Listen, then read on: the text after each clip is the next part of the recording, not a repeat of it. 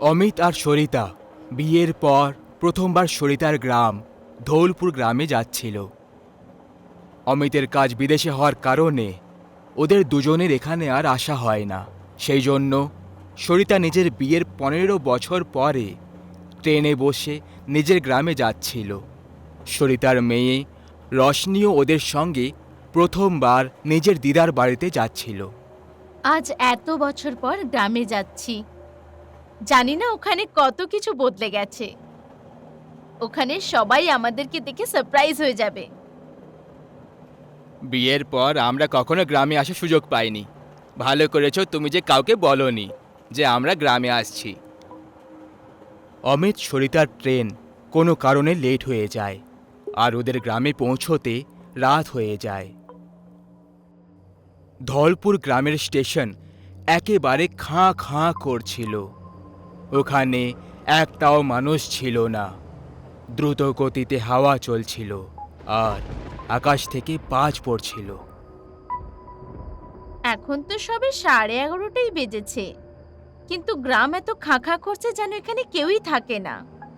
এখানে কোনো অটোরিকশাও পাওয়া যাবে না। আমাদের এখান থেকে পায়ে হেঁটেই বাড়ির দিকে যেতে হবে। হ্যাঁ, তাড়াতাড়ি করো, আবহাওয়া ঠিক লাগছে না। বৃষ্টি শুরু হলে কিন্তু আর যেতে পারবো না। 3 জন পায়ে হেঁটেই ঘরের দিকে এগিয়ে যায়। চারিদিকে জনশূন্য আর অন্ধকার। জোরে জোরে বাতাস বয়ে চলেছিল আর বিদ্যুৎ পড়ে যাচ্ছিল। তখনই রোডের ধারে ওরা একটা ট্যাক্সিওয়ালাকে দেখতে পেল, যে নিজের ট্যাক্সিতে ঘুমোচ্ছিল। আমি এই ট্যাক্সিওয়ালার সঙ্গে কথা বলি। অমিত ট্যাক্সিওয়ালার কাছে গিয়ে তাকে জাগিয়ে দিল। ও দাদা, আরে ও ট্যাক্সিওয়ালা দাদা, আমরা আসলে ধৌলপুর গ্রামে যাব। মনে হচ্ছে আপনারা এই গ্রামে নতুন এসেছেন। আপনি জানেন না, আজ অমাবস্যার কালো রাত। আজকের রাতে এই গ্রামে একটা মানুষ নিজের নিজের ঘর থেকে বাইরে বেরোয় না। আজ মৃত্যুর বিপদ বেশি থাকে। What rubbish! আগে তো এরকম কিছু ছিল না। এই ট্যাক্সিওয়ালাটা বেশি টাকা নেওয়ার জন্য আমাদের ভয় দেখাচ্ছে। ঠিক আছে, তোমাকে এখান থেকে যাওয়ার জন্য কোনো দরকার নেই। এই নাও টাকা। আমাদের শুধু ট্যাক্সি 1 রাতের জন্য দিয়ে দাও। কাল সকালে এই অ্যাড্রেসে এসে তুমি নিজে ট্যাক্সি নিয়ে চলে যেও। ঠিক আছে, কিন্তু তবুও আমি আপনাকে একটা বিনামূল্যে পরামর্শ দেব। গ্রামের উত্তর দিকে যে কুয়ো রয়েছে তার কাছে যেন ভুলেও কখনো না যান। আর যদি কেউ আপনাকে পেছন থেকে আওয়াজ দেয় তাহলে পেছনে ঘুরে একদম দেখবেন না। অমিত নিজের সব জিনিস ট্যাক্সিতে রেখে দিয়ে নিজে ট্যাক্সি ড্রাইভ করে ঘরের দিকে বেরিয়ে পড়ল। আমি এখান থেকে একটা শর্টকাট রাস্তা জানি। ওই রাস্তা দিয়ে আমরা তাড়াতাড়ি বাড়ি পৌঁছে যাব, কিন্তু ওই রাস্তাটা গ্রামের কুয়োর সামনে দিয়ে যায়। কি ভাই, তুমি এই কথায় বিশ্বাস করতে লাগলে? না, এইসব ট্যাক্সিওয়ালা আমাদের ভয় দেখানোর জন্য বলছিল। অমিত সরিতার কথা মতো বলা রাস্তা দিয়ে গাড়ি ঘুরিয়ে নিল। যখনই তাদের গাড়ি গ্রামের কুয়োর কাছে পৌঁছলো, গাড়ির নিচে একটা পাথর এসে গেল আর গাড়ি কুয়োর কাছে গিয়ে ধাক্কা খেয়ে গেল। ওই কুয়োর ভেতরের জল জোরে জোরে ধাক্কা খেতে লাগলো, যেন ওই কুয়োর মধ্যে কেউ ঢেউ খেলাচ্ছে। তোমরা সবাই ঠিক আছো তো? মনে হয় চাকার নিচে কোনো পাথর এসে গেছিল। আমার এমন মনে হলো যেন এখানে কেউ দাঁড়িয়ে আছে। তখনই সরিতার নজর কুয়োর কাছে দাঁড়ানো নিজের ছোটবেলার বন্ধু সত্যজিতের ওপর পড়ে যায়। আরে সত্যজিৎ, কেমন আছো তুমি? তুমি তো মোটেই বদলাওনি। আর এই গ্রামটা তো খাঁ করছে কেন? আর তুমি এখানে একা কি করছো? অমাবস্যার কালো রাত, এই রাতকে মৃত্যুর রাত বলা হয়। আজকে কেউ বাঁচবে না, সবাই শেষ হয়ে যাবে। সরিতাকে সত্যজিতের কথাগুলো খুব আজব মনে হলো। ওরা দুজন ওখান থেকে তাদের বাড়ির জন্য বেরিয়ে পড়ে আর কিছুক্ষণ পরেই তাদের বাড়িতে পৌঁছে যায়। কিছুক্ষণ গেটে দাঁড়িয়ে থাকার পর সরিতার মা শান্তা হাতে মশাল নিয়ে গেট খুলে দিল। আরে মা, তুমি এটা কি করছো? আমাদেরকে মারার কথা ভাবছো নাকি? তোমরা এত রাত্রে, তাও আবার আজকে অমাবস্যার রাত্রে? এইসব সরিতার আইডিয়া ছিল আপনাদের সবাইকে সারপ্রাইজ দেওয়ার জন্য। আর এই অমাবস্যার রাতের নাম কেন জপে যাচ্ছে পুরো গ্রামটা? যাকেই দেখি অমাবস্যার রাত বলে আমাদের ভয় পাইয়ে দেয়। শান্তা সবাইকে তার বাড়ির ভেতরে নিয়ে যায়। তুমি জানো না তোমার বিয়ের পরে এই গ্রামে কি কি ঘটে গেছে। অনেকেই নিজেদের প্রাণ হারিয়ে ফেলেছে। আমাদের বাবার প্রাণও এই অমাবস্যার কালো রাত নিয়ে নিয়েছে। রাস্তায় সত্যজিতের সাথে দেখা হয়েছিল। ও এরকমই কথা বলছিল। কি কি বললে তুমি?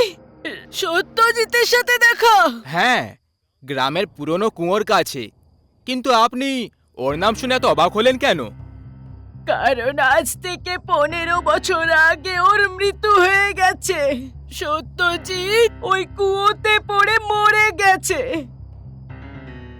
এটা শুনে সবাই অবাক হয়ে যায়। সরিতা কিছুই বুঝতে পারছিল না যে ও যাকে কুয়োর কাছে দেখেছিল ও আসলে কে ছিল। এখনো কাউকে ছাড়বে না। তোমরা আজকের রাতে এখানে এসে অনেক বড় ভুল করে ফেলেছো।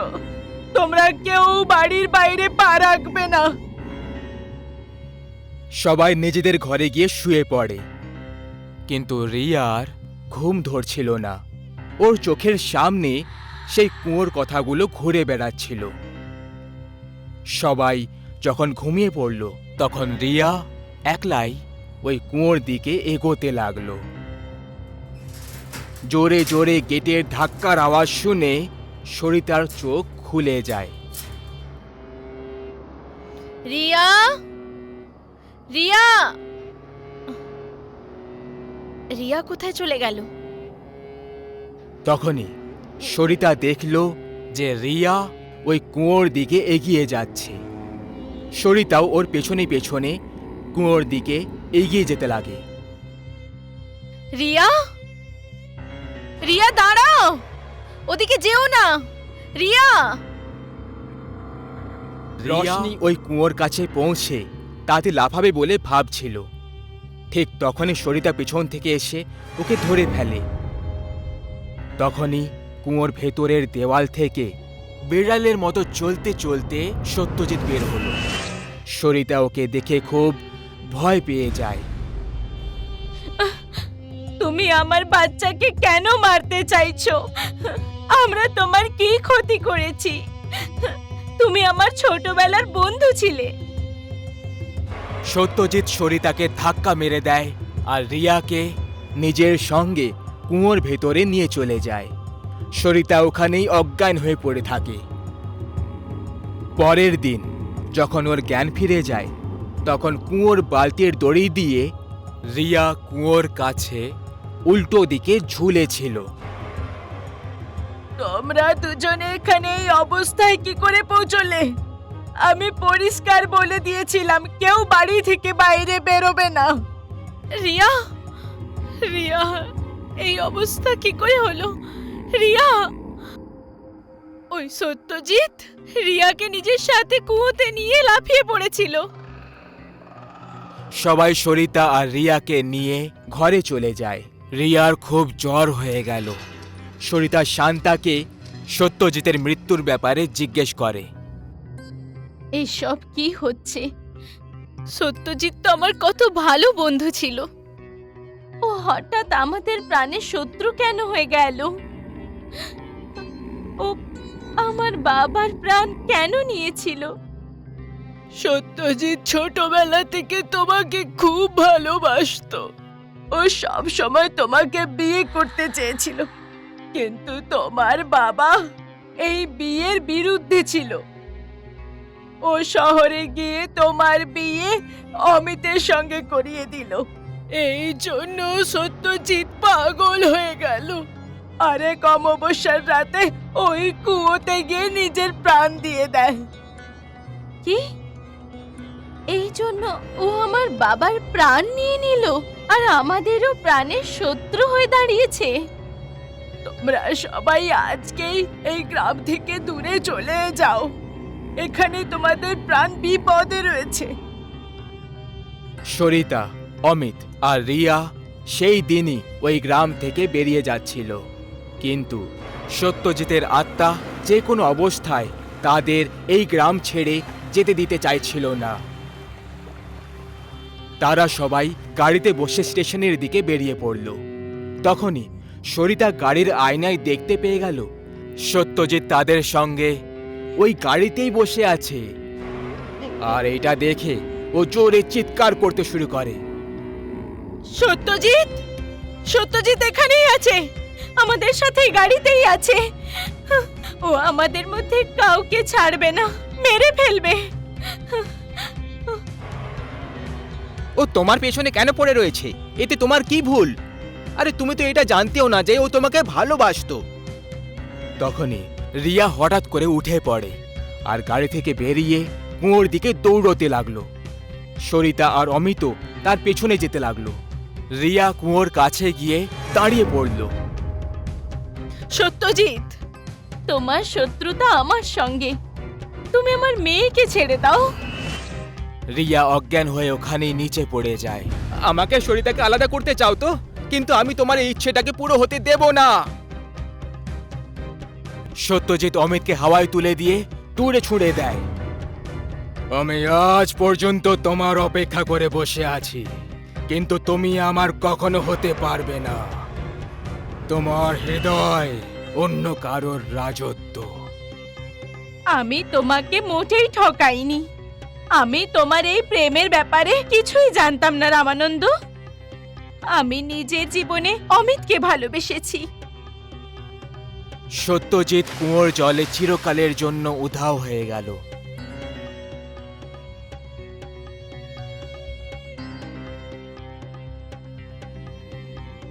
সত্যজিৎ ওই গ্রামটা ছেড়ে চিরকালের জন্য ওখান থেকে চলে যায়।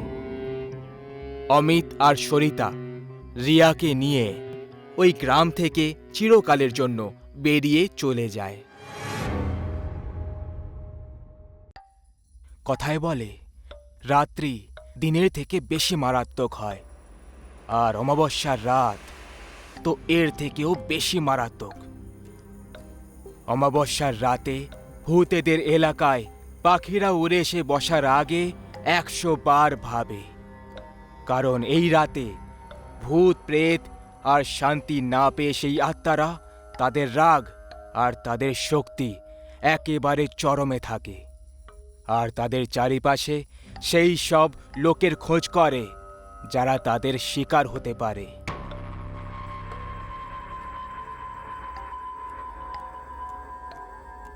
আরে দাদু, এই ভূত টুত কিছুই হয় না। তোমায় বলে রাখি, কাল যদি আমি সন্ধে অবধি শহরে না পৌঁছই, তাহলে আমার বস আমাকে চাকরি থেকে বার করে দেবে। দেখো খোকা, জব তুমি আরো অনেক পেয়ে যাবে, কিন্তু জীবন পাবে না। আমি তোমাকে বলছি, আজকের রাতটা থেমে যাও, কারণ আজ হলো অমাবস্যার রাত, আর আজকে ভয়ঙ্কর আত্মারা শিকার করার জন্য পাগল হয়ে ওঠে। দাদু, এবার তুমি আমাকে রেখে যেতে বাধ্য করো না, আর আমাকে যেতে দাও, আমার কিছুই হবে না। সঞ্জয়ের অফিসের ছুটি শেষ হয়ে গেছিল, আর তা সত্ত্বেও সে অফিসে এখনো পৌঁছয়নি, আর সেই কারণে কাল অবধি ওকে শহরে কোনো রকমে পৌঁছতেই হবে। বাড়ির লোকেদের এতবার বোঝানোর পরেও সঞ্জয় কারোর কথা শুনল না, আর নিজের জিনিসপত্র নিয়ে গ্রামের পুরনো কবরস্থানে তৈরি একমাত্র বাস স্ট্যান্ডের দিকে একাই পায়ে হেঁটে যেতে লাগলো। জানি না কেন গ্রামের লোকেরা এত বেশি অন্ধবিশ্বাসী হয়, কি জানি কি সব গল্প বলতে থাকে। সঞ্জয় তখন কিছু দূর এগিয়েছিল, আর তখনই আকাশে মেঘ কালো হয়ে গেল, আর দ্রুত গতিতে হাওয়া চলতে লাগলো। এমন মনে হচ্ছিল যেন এই হাওয়া সঞ্জয়কে বারবার কোনো বিপদের সংকেত দিয়ে চলেছে। কিন্তু এখন কথায় বলে না, বিনাশকালে বিপরীত বুদ্ধি, এরকমই কিছু সঞ্জয়ের সাথেও হতে চলেছিল। সঞ্জয় রাতে 11টার সময় ওই ভুতুড়ে গ্রামে একাই পথিক ছিল। ওখান থেকে কিছু দূরেই গেছিল, আর তখনই ওর এমন মনে হলো যেন ওর পিঠের ওপর কেউ হাত রেখে দিয়েছে। এরকম অনুভব হওয়া মাত্রই সঞ্জয় একেবারে ঘাবড়ে গেল। পেছনে ঘুরে তাকিয়ে বলল, কে পেছনে? যখন সঞ্জয় পেছনে তাকালো তখন ও কাউকে দেখতে পেল না। এরপরে ও নিজের সফর কন্টিনিউ করতে লাগলো। ও এখন এড়ো পথে পৌঁছে গেল। ওখানে 4টে রাস্তা একে অপরের সঙ্গে জোড়া দেয়। সঞ্জয় এড়ো পথ থেকে সোজা সামনের রাস্তার দিকে একটা লোককে দেখতে পেল, যে গায়ে শাল জড়িয়ে রেখেছিল। তাকে দেখে সঞ্জয়ের একটু আজব লাগলো যে এই লোকটা এত রাতে অকারণে মূর্তির মতো দাঁড়িয়ে করছেটা কি। সঞ্জয় কোনো রকম কিছু না করে ওখানে ওই শাল গায়ে দেওয়া লোকটার একদম কাছ থেকে পার হলো। ও সামনে এগিয়ে যাচ্ছিল, কিন্তু ওর বারবার এমন মনে হচ্ছিল যে আরও কেউ ওর সাথে সাথে ঠিক ওর পেছনে চলে আসছে। সঞ্জয় খুব বেশি ভয় পেয়ে গেছিল, কিন্তু তবুও সাহস করে পেছনে ঘুরে তাকিয়ে দেখল পেছনে সেই শাল গায়ে দেওয়া লোকটা দাঁড়িয়েছিল। সঞ্জয়ের ওই লোকটার বিহেভিয়ার অনেক আজব মনে হলো, যে সে সঞ্জয়ের পিছু করছিল না তো।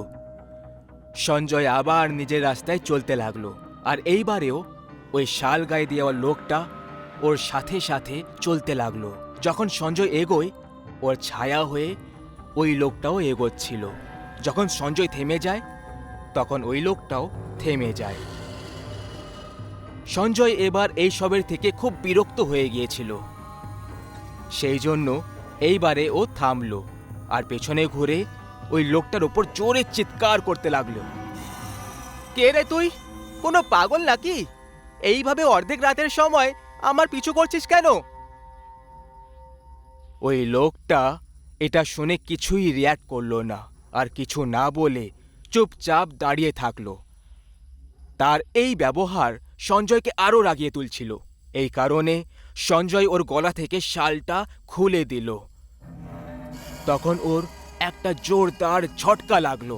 ওর সামনে যে লোকটা দাঁড়িয়েছিল তার চেহারা পুরো পুড়ে গেছিল, আর চোখের তারা দুটো সাদা ছিল। ভূত! এটা বলেই সঞ্জয় ওখান থেকে পালাতে লাগলো। এইমাত্র ও একটা ভয়ঙ্কর চেহারাওয়ালা প্রেতকে দেখতে পায়।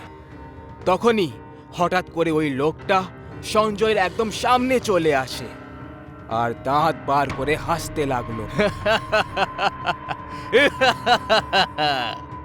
মেরে দেব তোকে! তোর সাহস কি করে হলো আমার আসল চেহারায় তাকানোর আর আমার শালটাকে খুলে দেওয়ার? তুই আমার আসল আর কুৎসিত চেহারাটা দেখে ফেলেছিস। এখন তোর মরা একেবারে নিশ্চিত। আমাকে ক্ষমা করে দাও, আমাকে মেরো না, আমি বড় ভুল করে ফেলেছি। তুই জানিস তো আজ হলো অমাবস্যার রাত। আজকের রাতে যার উপরে আমাদের নজর পড়ে যায় তার অস্তিত্ব এখানেই সমাপ্ত হয়ে যায়। এইটুকু বলেই ওই প্রেতটা সঞ্জয়ের ছাতিতে নিজের হাত ঢুকিয়ে দেয় আর এক ঝটকাতে ওর হৃৎপিণ্ড পার করে দেয়, যেটা এখনো স্পন্দন হচ্ছিল। সঞ্জয়ের শেষ চিৎকারের সঙ্গে গ্রামের পরিবেশ আবার ভয়ঙ্কর আর শান্ত হয়ে গেল। পরের সকালে গ্রামবাসীরা সঞ্জয়ের মৃতদেহ সড়কে পড়ে থাকতে দেখে, যার মধ্যে হৃৎপিণ্ড ছিল না। ওর দাদু এসে আফসোস করে চোখে জল ফেলে, কারণ বারণ করা সত্ত্বেও সঞ্জয় অমাবস্যার রাতে এই বোকামিটা করে ফেলল, আর পরিণামে এক ভয়ঙ্কর মৃত্যু। কথায় বলে এই গ্রামে প্রত্যেক অমাবস্যার রাতে গায়ে ওই শাল দেওয়া লোকটা ঘুরে বেড়ায়, আর যদি কোনো পথিকদের উপর তার নজর পড়ে যায় তার পিছু করতে থাকে আর তাকে কোনো ভুল করার জন্য বাধ্য করে দেয়। যদি কেউ ভুল করে দেয় তখন তার পরিণাম এক ঝটকায় ঠিক সেই রকমই হয় যেটা সঞ্জয়ের সাথে হয়েছিল।